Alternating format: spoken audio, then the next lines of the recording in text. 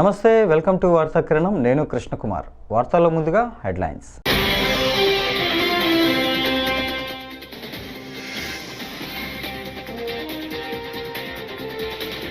తమిళనాడులో స్వామిమలై క్షేత్రాన్ని సందర్శించిన పవన్ కళ్యాణ్.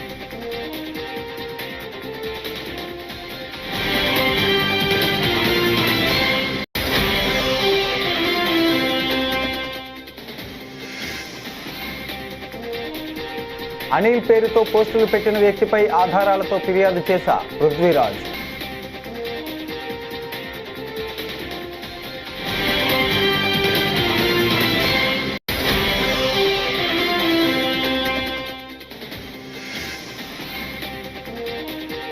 వల్లభనేని వంశీపై కిడ్నాప్ దాడి కేసు కృష్ణలంక పిఎస్లో వంశీని విచారిస్తున్న పోలీసులు.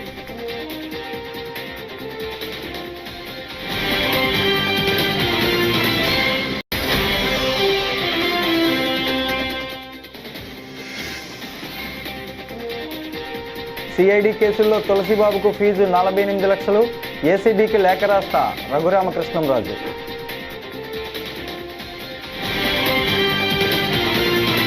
ఇక డీటెయిల్స్ చూస్తే, న్యాయవాదిగా ప్రాక్టీస్ చేయని కామేపల్లి తులసిబాబును సిఐడి కేసుల్లో లీగల్ అసిస్టెంట్గా నియమించి 48 లక్షలు చెల్లించడంపై విచారణ కోసం ఏసీబీకి లేఖ రాయనున్నట్టు ఏపీ ఉపసభాపతి రఘురామకృష్ణంరాజు తెలిపారు. తనపై జరిగిన కస్టోడియల్ టార్చర్ కేసుకు సంబంధించి న్యాయమూర్తి ఎదుట 164 స్టేట్మెంట్ ఇచ్చేందుకు ఆయన బుధవారం గుంటూరు జిల్లా జైలుకు వచ్చారు.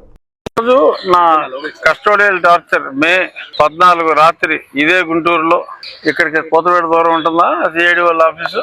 సో అక్కడ ఆ రోజు నన్ను ఎలాగ కొట్టిన విధానం పెట్టిదనినా అనేది 164 స్టేట్మెంట్ ఇవ్వడానికి వచ్చా. అది ముఖ్యంగా పర్పస్ అది. తర్వాత మరి నిన్న ఏపీ హైకోర్టులో తులసిబాబు బెయిల్ గురించి, లేదంటే మొన్న విజయ్ పాల్ లోవర్ కోర్టులో, జిల్లా కోర్టులో ఆయన బెయిల్ పిటిషన్ కూడా విచారణకు వచ్చింది.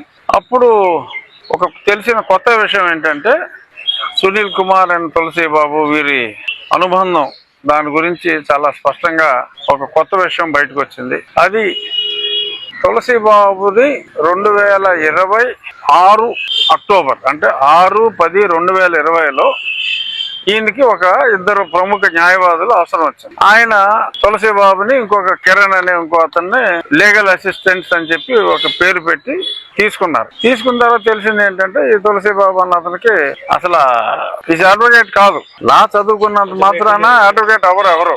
సో అంచేత అడ్వకేట్ కానీ తులసిబాబుని తీసుకున్నందుకు సో అతన్ని ఎన్రోల్ చేయించారు. ఇప్పుడు 2021 నా కస్టడీ టార్చర్ అన్ని అయ్యాక 2021 అక్టోబర్ లో ఇక్కడ బార్ కౌన్సిల్ ఎన్రోల్ చేయించారు. బట్ ప్రాక్టీస్ చేయాలంటే ఆల్ ఇండియా బార్ ఎగ్జామ్ ఒకటి రాయాలి, ఏబిఎం అని. ఆ ఎగ్జామ్ రాయాల.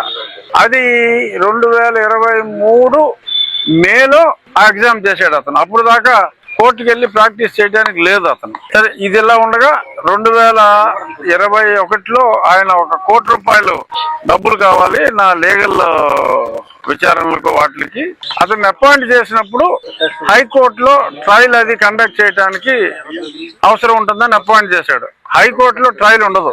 ట్రయల్ కోర్ట్స్ లోనే, జిల్లా కోర్టులోనే ట్రయల్ ఉంటుంది తప్ప హైకోర్టులో ట్రయల్ ఉండదు. సో ట్రయలే ఉండని హైకోర్టుకి ట్రయల్ కోసం తులసిబాబుని ఎంపిక చేసుకుని తర్వాత ₹1 కోటి డబ్బు అడిగినప్పుడు సుప్రీం కోర్టులో అడ్వకేట్ అండ్ రికార్డ్స్ కి, సీనియర్ అడ్వకేట్స్ కి డబ్బులు ఇవ్వాలి అని చెప్పి ఈయన అడిగిందే తడవగా జగన్మోహన్ రెడ్డి ప్రభుత్వం ₹1 ఇచ్చింది. ఆయన ఇచ్చిందే తడవగా నవంబర్లో డబ్బులు ఇస్తే ఫిబ్రవరిలో ఒకే రోజు 12 కేసులు. ఆ 12 కేసులు అగ్రిగోల్డ్, అభయ గోల్డ్ ఉన్నాయి, వీళ్ళు దందా చేసిన కేసులన్నీ. అందులో నాదొకటి, 7వ నెంబరు నా కేసు. ఈ అన్నిటికి ఒకే రోజు 48 లక్షలు. అప్పటికి ప్రాక్టీస్ చేయడానికి అర్హత లేని వ్యక్తికి ఈ సునీల్ కుమార్ 48 లక్షలు. ఆ మిగిలిన దాంట్లో ఇంకో 48 లక్షలు ఇంకో పేరు మీద. అతని వివరాలు నేను పూర్తిగా తెలుసుకోలేదు, కానీ అతను కూడా ఇలాగే మరి చెట్టు కింద ప్లేడర్ కూడా కాదు, ఎందుకంటే ప్లేడరే కాదు అతను. అటువంటి వాళ్ళకి ఆ ₹1 కోటి స్వాహా చేయడం జరిగింది. నేను కూడా ఒక లేఖ కూడా రాస్తున్నాను ఏసీబీకి. ఇంత బ్లేటెంట్ గా ఒక న్యాయవాది కాని వ్యక్తికి న్యాయ సలహాదారుడిగా పెట్టుకుని గవర్నమెంట్ కి ఏమో సుప్రీంకోర్టు ఫీజులు అని చెప్పి అదే అమౌంట్ ని వీళ్ళకి ఇచ్చేయటం, న్యాయవాది కాని వాడికి ఇచ్చేట్టు అన్యాయం అనే పాయింట్ మీద ఇది కరప్షన్ కింద వస్తుంది. ఈ కరప్షన్ మీద విచారణ జరపాలి అని చెప్పి ఒక లేఖ కూడా నేను ఏసీబీకి సమర్పిస్తున్నా. సస్పెన్షన్ కూడా చేయకుండా జీతం ఇస్తూ ఉంటే ఈ పాలన్ కంపెనీ వీళ్ళెవరో నోరిప్పట్లా. ఎవరైనా ఎందుకు ఇప్పుతాడు నోరు? అతను ఏదో చెప్తాడు మనం అంటే భయంరా. ఎందుకంటే ఆ మధ్యన వీళ్ళకు అసోసియేషన్ ఉంది కదా ఇతనికి, అంబేద్కర్ ఇండియా మిషన్, దాని వైస్ ప్రెసిడెంట్ తాయిక్వాండో శ్రీను అని అతను స్టేట్మెంట్ ఇచ్చాడు హిందూ పేపర్ లో, చదివా ఇందాక నేను. అందులో మా జోలికి వస్తే ప్రభుత్వాన్ని కదిపేస్తా ఉన్నట్టుగా ఎయిమ్ తరఫున ఆ తాయిక్వాండో శ్రీను అన్నోడు ప్రశ్నించాడు. 2 రోజులుగా వైకాపా సోషల్ మీడియా వింగ్ తనను వేధిస్తోందని నటుడు పృథ్వీరాజ్ కుటుంబ సభ్యులతో వచ్చి సైబర్ క్రైమ్ పోలీసులకు ఫిర్యాదు చేశారు. ఫోన్ కాల్స్, మెసేజ్లతో తనను ఇబ్బంది పెడుతున్నారని ఫిర్యాదులో పేర్కొన్నారు. ఈ సందర్భంగా పృథ్వీ మీడియాతో మాట్లాడారు.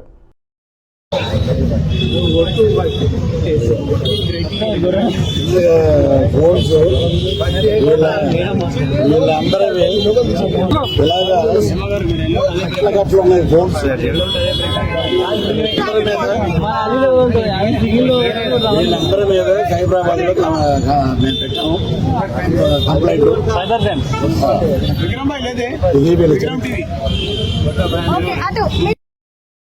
సినిమా ప్రమోట్ చేయడానికి కమెడీ అన్న రకరకాలుగా మాట్లాడతారు. చాలా వేదికల మీద చాలా మంది మాట్లాడారు. వాడి మాట గట్టిగా ఉంటుంది. మేము ఈస్ట్ వెస్ట్ నుంచి వచ్చాం.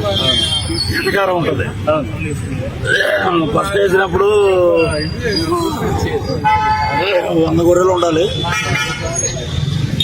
లాస్ట్కి వచ్చేటప్పుడు ఏంట్రా గొర్రెలు ఏముందంటే అది సెటరికల్ గా నేను మాట్లాడాను. అంతేగాని సినిమా లేదు. అది సినిమాలో గొర్రెలు ఉంటాయి, 11 అనేది లేదు. అది వాళ్ళు ఇచ్చారో లేదో తర్వాత ఇంత ఇష్యూ యూత్ అంటావు. ఇంకొక అతను అనిల్ పేరు ట్విట్టర్ లో, ఫేస్బుక్ లో, వాట్సాప్ లో నా నెంబర్ పోస్ట్ చేశాడు. అది చాలా క్రైమ్ అండి. దాని మీద సైబరాబాద్ నేను కంప్లైంట్ చేశాను. పరువు నష్టం దావా కూడా వేస్తున్నాను. ఇక్కడ ఇచ్చాను. ఆంధ్రాలో మా హోమ్ మినిస్టర్ వంగలపూడి అనిత గారికి కూడా కంప్లైంట్ ఇస్తున్నాను. అక్కడ కూడా సినిమాలో కంటెంట్ బాగుంది అనుకోండి, సూపర్ హిట్. నేను చూడొద్దు సినిమా అంటారు, మీరు మానేస్తారా? ఎవరికి ఇప్పుడు నా ప్రొఫెసర్ నాగేశ్వరరావు గారు మాట్లాడారు, పృథ్వీరాజ్ మాట్లాడకుండా ఉంటే లైలా సినిమా గురించి ఇంత పబ్లిసిటీ లేదు. ఈ రోజు సినిమా విశ్వక్సేని గాని, ప్రొడ్యూసర్ గారు గాని, నాన్నగారు కరాటే రాజు గారు గాని నేను మాట్లాడాను. Very happy. ఇది ఎందుకు మధ్యలో. సో సినిమా పరంగా 14 రిలీజ్ అవుద్ది. Super duper hit cinema. రాజకీయంగా నా మీద, నా ఆరోగ్యాన్ని, నా వ్యక్తిగత ఇమేజ్ ని డ్యామేజ్ చేశారు కాబట్టి మా లాయర్ ద్వారా, మా హోమ్ మినిస్టర్ గారి ద్వారా డెఫర్మేషన్ సూట్ వేస్తాం. ఇక మీదట ఎవరి జోలికి పోవద్దు, నా జోలికి అని కాదు. ఇలాగా ఇంట్లో ఉంటే అమ్మాయి మీద ఒకప్పుడు మా జీవితాలతో ఆడుకున్నారు. అలాగే ఎంత జరిగినా కూడా ఇంకా బుద్ధి అలా. ఇప్పుడు మీ బర్త్డే 11వ తారీఖు అన్నాం అనుకో, పృథ్వీరాజు 11 అన్నాడు, మమ్మల్ని ఇలా అన్నాడు అలా అంటారు. 11 అంటే మీకు ఎందుకు అంత ఉన్నది ఉన్నట్టే మాట్లాడాం. మేము ఉన్నది ఉన్నట్టు మాట్లాడే. అది సినిమాని సినిమాగా చూడండి, సినిమాని ప్రేమించండి. హీరో ఎంత కష్టపడ్డాడో మాకు తెలుసు, గౌరవించండి, సినిమాని హిట్ చేయండి. పృథ్వీరాజు పొలిటికల్ సినిమా కూడా చేస్తాడు. ఆలయాల సందర్శనలో భాగంగా ఏపీ డిప్యూటీ సీఎం జనసేన అధ్యక్షుడు పవన్ కళ్యాణ్ తమిళనాడులో పర్యటిస్తున్నారు. గురువారం ఉదయం ఆయన తంజావూరు జిల్లా కుంభకోణం సమీపంలోని స్వామిమలై క్షేత్రాన్ని చేరుకున్నారు. ఆలయ అధికారులు ఆయనకు స్వాగతం పలికారు. కుమారస్వామిని దర్శించుకున్న పవన్ ప్రత్యేక పూజలు నిర్వహించారు. పవన్ వెంట ఆయన కుమారుడు అకిరానందన్, టీటీడీ బోర్డు సభ్యుడు ఆనంద్ సాయి ఉన్నారు.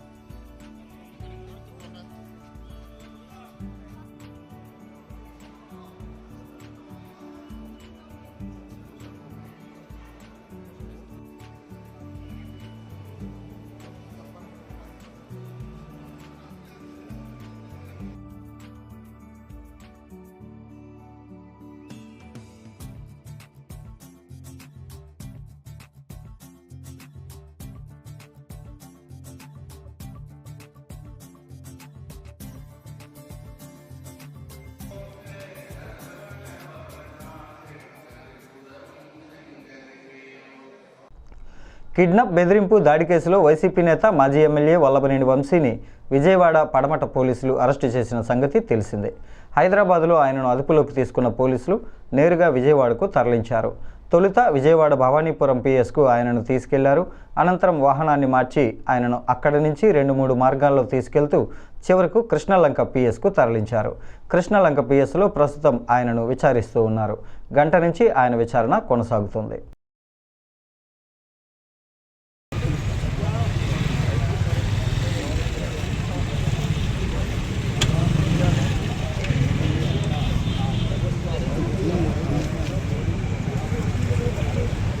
కూడా జడ్జి ముందు ప్రవేశపెట్టాల్సిన అవసరం ఉంది. ఈ నేపథ్యంలో పోలీస్ స్టేషన్లో విచారణ జరుగుతుంది. వల్లభనేని వంశీ పూర్తయిన తర్వాత ఇక్కడ నుంచి విజయవాడ ప్రభుత్వ ఆసుపత్రికి ఇప్పటికే తోపడినటువంటి సమాచారం అందించారు పోలీసులు. అక్కడ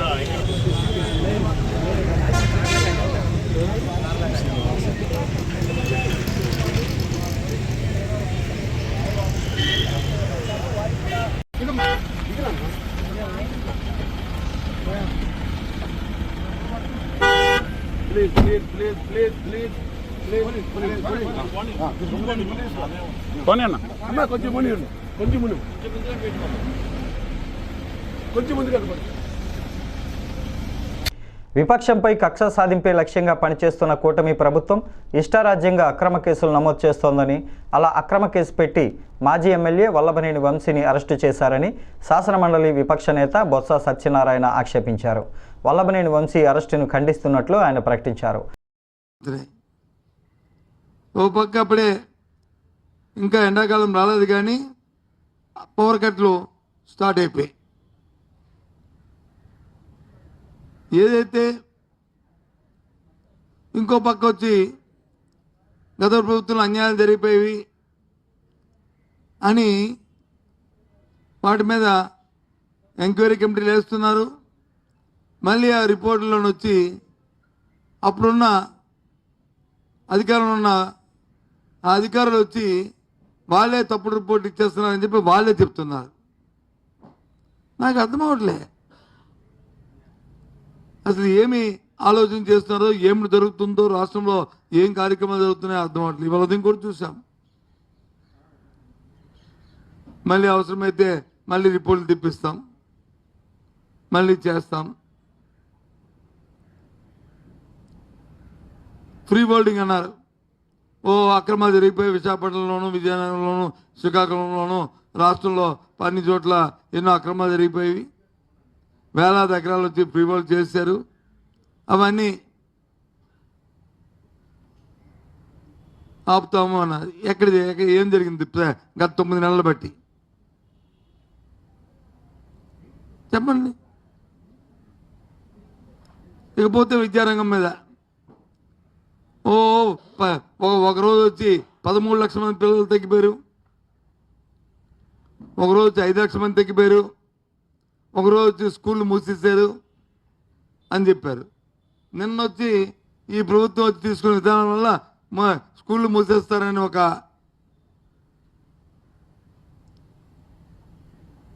తల్లిదండ్రుల నుంచి అలాగే అధ్యాపకుల నుంచి రాగానే ఒక స్కూల్ కూడా ముయ్యమని తిరిగి వాళ్ళే స్టేట్మెంట్ ఇస్తున్నారు. గత ప్రభుత్వంలో మాజీ మంత్రి వైఎస్ వివేక హత్య కేసుకు సంబంధించి తెదేపా నేత బీటెక్ రవి సంచలన వ్యాఖ్యలు చేశారు. వివేక హత్య కేసులో వైకాపా ఎంపీ అవినాష్ రెడ్డి సహా ఇతర నిందితుల బెయిల్ రద్దయ్యే అవకాశాలున్నాయని బీటెక్ రవి అన్నారు. వైఎస్ఆర్ జిల్లా వేంపల్లి మండలం ముసల్రెడ్డి గారి పల్లెలో మినీ గోకులం షెడ్ను ఆయన ప్రారంభించి మాట్లాడారు. వివేక హత్య కేసులో రాజీలేని పోరాటం చేస్తున్న సునీత విజయం సాధిస్తారని ఆయన ఆశాభావాన్ని వ్యక్తం చేశారు.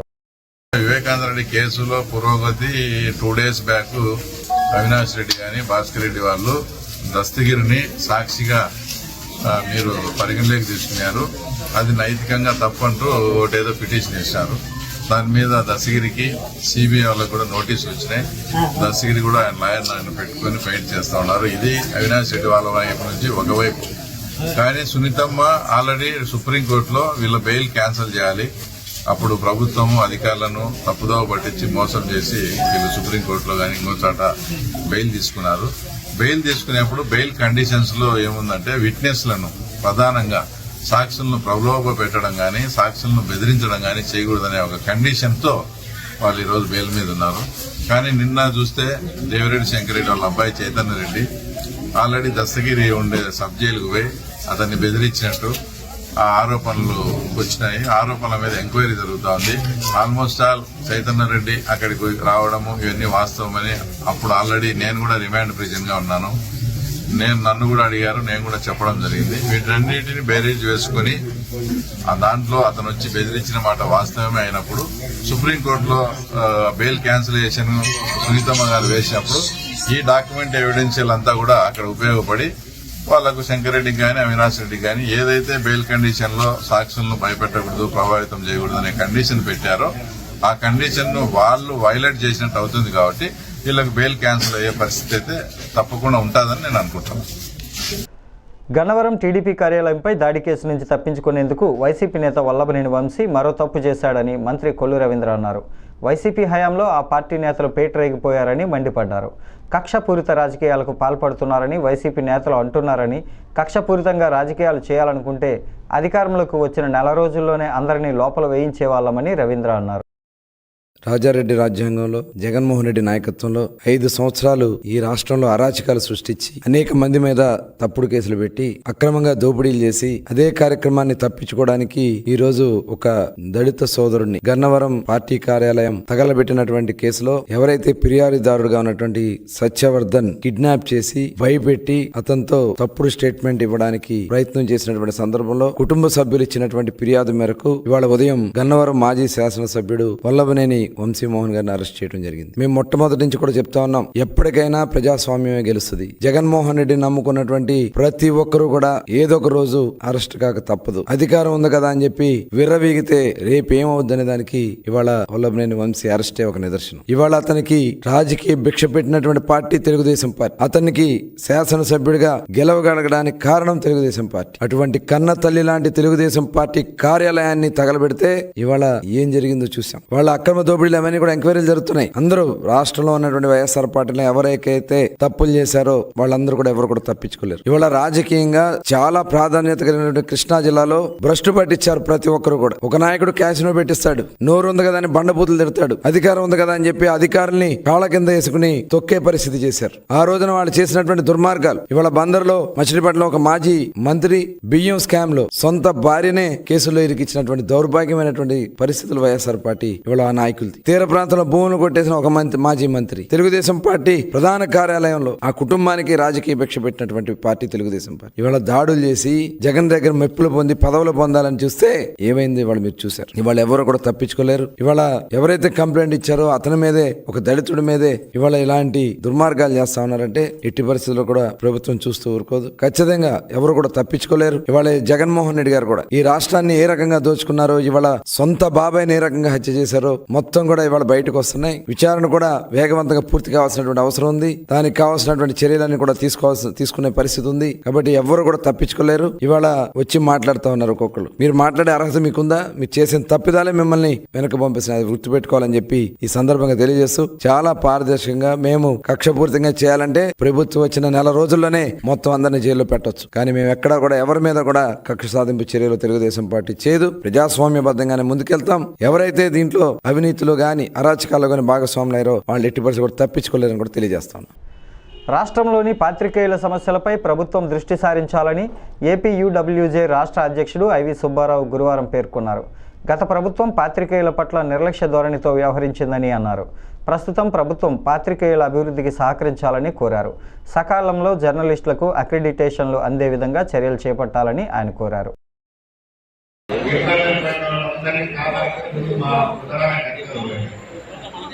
చాలా చేశారు కూడా, నేను ఒప్పుకున్నాను. గత ప్రభుత్వంలో ఇబ్బంది పెట్టడంలో మీరు ఇంతవరకు పట్టించుకోలేదని జరిగింది. నేను చదవమంటే మీకు కుటుంబ సభలో మొత్తం చదివి వినిపించాను. మీరే ఇబ్బంది పడ్డారు అవన్నీ చెప్పండి. కానీ మాకు గౌరవం పెంచారు కుటుంబ ప్రభుత్వం వచ్చిన తర్వాత. గతంలో ముఖ్యమంత్రి పెట్టేవాళ్ళు, ఈ ముఖ్యమంత్రి ఆవిష్కరించారు. 2014 కొందరి మధ్య నేను నెలకి ఒక 10 సార్లు 15 సార్లు వీడియో పైన సచివాలయానికి వెళ్ళేవాడిని. 1924 మధ్య 2 సార్లు అయ్యారు. మళ్ళీ ఇప్పుడు ఈ ఎందుకంటే మంత్రులు ముఖ్యమంత్రి అంతా ఆలోచిస్తున్నారు, శాఖలు అధికారులు మాకు సంబంధించిన పనులు కూడా. అందువల్ల మాకు ప్రెస్ కాన్ఫరెన్స్ లో ఏ మంత్రైనా మీడియా భాగాన్ని పక్కడం అంతా గౌరవం బాగానే ఉంది. పనులు మాత్రం ఒక్కటి కూడా కావాలి. నేను ప్రధానంగా దృష్టి చేసుకొచ్చేది అక్రిడేషన్ సమస్య. 2009లో వైసీపీ ప్రభుత్వ అధికారులకు వచ్చారు. ఈ రాష్ట్రంలో 23,000 మందికి అక్రిడేషన్ ఉన్నాయి. ప్రభుత్వ గుర్తింపు కార్డు.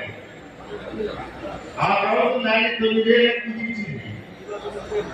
వివిధ రకాల నిబంధనలు పెట్టి తనకు అనుకూలంగా వివిధ రకాల కారణాలు చాలా మంది ప్రధాన పత్రికలు ఛానల్స్లకి అప్డేట్స్ లేకుండా చేశారు. ఇప్పుడు తెలియదు. మెగాస్టార్ చిరంజీవి ఇటీవల వారసత్వం కోసం మనవడు కావాలని వ్యాఖ్యానించారు. వీటిని కేఏ పాల్ ఖండించారు. ఆడపిల్లలు వారసులు కారా? తొలి ప్రధాని నెహ్రూకు వారసురాలుగా అత్యద్భుతంగా పనిచేసిన మాజీ పీఎం ఇందిరాగాంధీ గురించి వినలేదా అంటూ ప్రశ్నించారు. పద్మభూషణ్ మాజీ ఎంపీ అయిన వీరు ఇలాంటి దిగజారుడు వ్యాఖ్యలు చేయడం సిగ్గుచేటని, మహిళలకు క్షమాపణలు చెప్పాలని డిమాండ్ చేశారు. చిరంజీవి పలికిన మాటలు నేను తీవ్రంగా ఖండిస్తున్నాను. నాకు మనవరాలు పుట్టింది, మనవడు పుడితే బాగుండు. అరే 75 కోట్ల మంది మహిళలు ఈ దేశంలో ఉంటుండగా తల్లులు, చెల్లెలు, అక్కలు ఎంతో గౌరవించిన మన సమాజంలో ఒక పద్మభూషణం పొందిన చిరంజీవి అమ్మాయిల్ని, మహిళల్ని కిందపరిచినట్టు మాట్లాడడం కాదా? ఇప్పటికే కట్నాలు కట్టలేక ఎంతో మంది ఆత్మహత్యలు, పిల్లలు కూడా చంపిస్తుంటే తల్లిదండ్రులు మనం ఖండించవలసింది పొగా వాళ్ళని కండోన్ చేయడమే కదా ఇది. వెంటనే చిరంజీవి క్షమాపణ చెప్పాలి. మహిళా కుటుంబాలందరికీ తల్లి లేనిదే పిల్ల లేదురా బాబు, తెలుసుకోరా చిరంజీవి ఏం మాట్లాడుతున్నా? నాకు దేవుడు 2 కూతుర్లు ఇచ్చాడు, గర్వపడ్డాను. తర్వాత కొడుకుని ఇచ్చాడు. నేను అడగలే, దేవుడు ఇచ్చిందే మనం తీసుకోవాలి. అదే ప్రసాదం, అదే భాగ్యం. మోపిదేవి వారిపు వద్ద పండిస్తున్న క్యాబేజీకి గిట్టుబాటు ధర లేదని, కొనేవారు కూడా కరువయ్యారని రైతులు సింహాద్రి, రంజిత్ బాబు, శ్రీహరి ఆవేదన వ్యక్తం చేశారు. గురువారం క్యాబేజీ తోటలను రోటావేటర్తో తొక్కించి వేశారు. వారు మాట్లాడుతూ ఎకరానికి 60,000 ఖర్చు పెట్టి పంట సాగు చేశామన్నారు. కొనేవారు లేక పంటను తొక్కించాల్సిన పరిస్థితి వచ్చిందని వాపోయారు. ఆయన కూడా నా పేరు శ్రీహరి, మోపిదేవి మండలం. నేను క్యాబేజీ 4 ఎకరాలు వేసాను. వేసి ఈ వరద పోయిన తర్వాత ఈ నారులు ఒకసారి టైట్ వచ్చి నారులు దొరక్క మదనపల్లి నుంచి తెప్పించాను. నేను మదనపల్లి నుంచి 60 పైసలు 70 పైసలు మధ్యలో రకరకాలుగా మనం తీసుకున్న నారును బట్టి ఇచ్చారు. నారు ఏదో రకంగా తెచ్చి నారు నాటినా కానీ ఎకరానికి 45 నుంచి 60,000 వరకు ఖర్చు వచ్చిందండి. మొత్తం ఏ ఖర్చు ఉన్నా కానీ చివరికి వచ్చేసరికి అది 50,000 కాదు కదా, 40,000 కొనేవాళ్ళు కూడా లేకుండా పోయింది. నేనైతే ముందే రోటోవేటర్ వేసాను. ఈ మార్కెట్ ఒడిదొడుకులు ఇది నడవట్లేదని చెప్పి రోటోవేటర్ వేసి వేరే పైరుకి ఆల్టర్నేటివ్ చూసుకున్నాం. ఇక ఆల్టర్నేటివ్ లేక కూడా అలా వదిలేసిన చేలు చాలా ఉన్నాయండి. ఇది గవర్నమెంట్ ఎవరు ఏమి చేయలేని పరిస్థితిలో ఇవాళ రోటోవేటర్ వేయాల్సిన పరిస్థితి వచ్చిందండి. ప్రభుత్వం ఆదుకొని గిట్టుబాటు ధర ఆల్రెడీ గవర్నమెంట్ ఇవన్నీ నోట్ చేసుకున్నారండి. ఇది క్యాబేజీ ఎంత వేసింది ఏంటి అనేది నోట్ చేసుకునే ఉంది గవర్నమెంట్ దగ్గర. దీన్ని బట్టి ఏమన్నా కాంపన్సేషన్ ఇప్పిస్తే బాగుంటుందని అనుకుంటున్నాం. ఈ వార్తలు ఇంతటితో సమాప్తం. నమస్కారం.